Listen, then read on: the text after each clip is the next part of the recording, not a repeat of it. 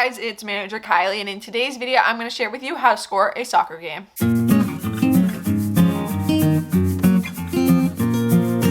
So today I'm going to go through the NCAA soccer score sheet. This is all the information you would need to do and fill out to score a NCAA soccer game. This is common score sheet used at other levels as well. So I thought I'd show you some of the details on what you need to be tracking. I know soccer doesn't have a ton of things that you need to track compared to like basketball when there's constantly point scoring, but there are some other important things on a score sheet besides just the score that you do keep track of. So I'm going to share with you that today. But if you guys are interested in more sports administration content just like this, definitely subscribe button, turn the bell to get notified every time I upload, as I post a new video every single Wednesday at 2 p.m. Eastern time, and we're going to dive into the score sheet. So this is what the soccer score sheet looks like. You have some of your game information on the top, a side for visitors and a side for the home team. So we're going to focus on some of the different things. I probably will show some things only on one side of the sheet just so that I'm not double overlapping. It's visitors on one side, home on the other. It's the exact same thing. But I'm going to kind of share all the information with you. We're going to start up in this top corner. This is all of your information for the game.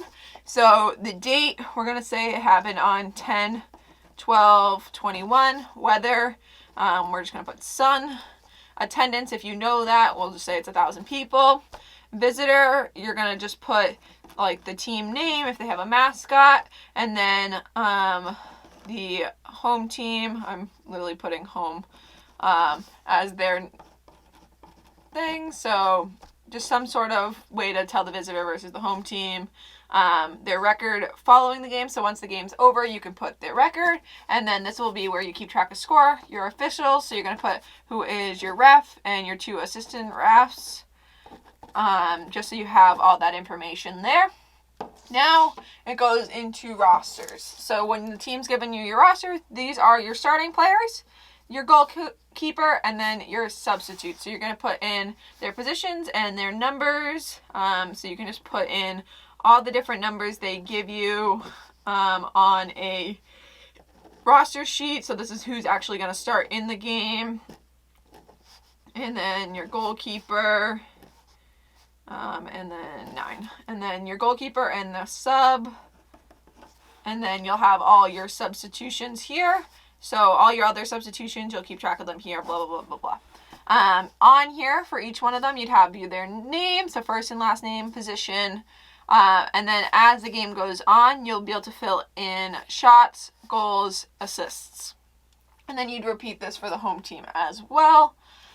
So the way you keep track of shots, you have to be very specific on shots. Shots are something that can end up being either a goal, a save, they hit the post, are blocked by a defender, or go up wide. A goalie may grab some sort of cross kick, but that's not actually a shot or a save. The ball has to be able to actually go into the net. Just because it's crossing the field doesn't count as a shot. So if there are a shot, you just cross off the one, and then you'd find whoever the person is that shot it, and you can give them a little tally. And then as the game goes on, you go second, okay, tally, blah, blah, blah, things like that. If they have any corner kicks, you can cross that off right here. Their goalkeeper, if they have any saves, you're able to cross it off. You can put that right here for goalkeeper too, just so you can keep track of which player is actually making the shots and which player is making the saves as well. You're also able to keep track of if the team has any foul calls or any offside calls that you just keep as tally marks.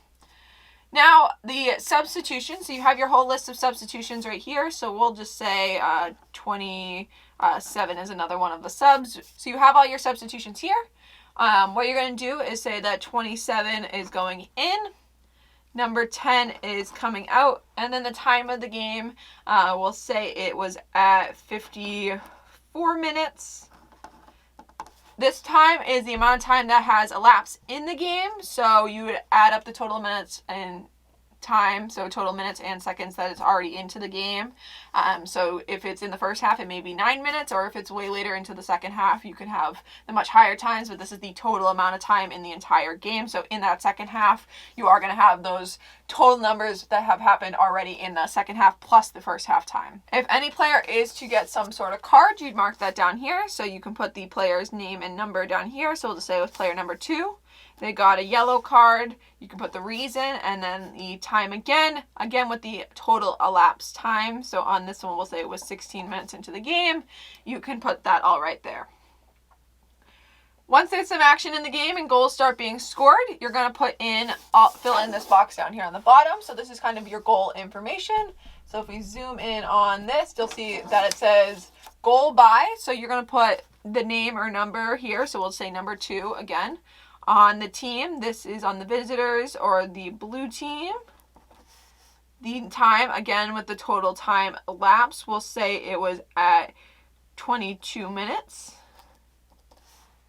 If there was any sort of assist, so we can say number 11 and 16 assisted it. And then if there's some sort of description type of goal, if it was like a penalty shot or something like that, you would be able to put some sort of description right there.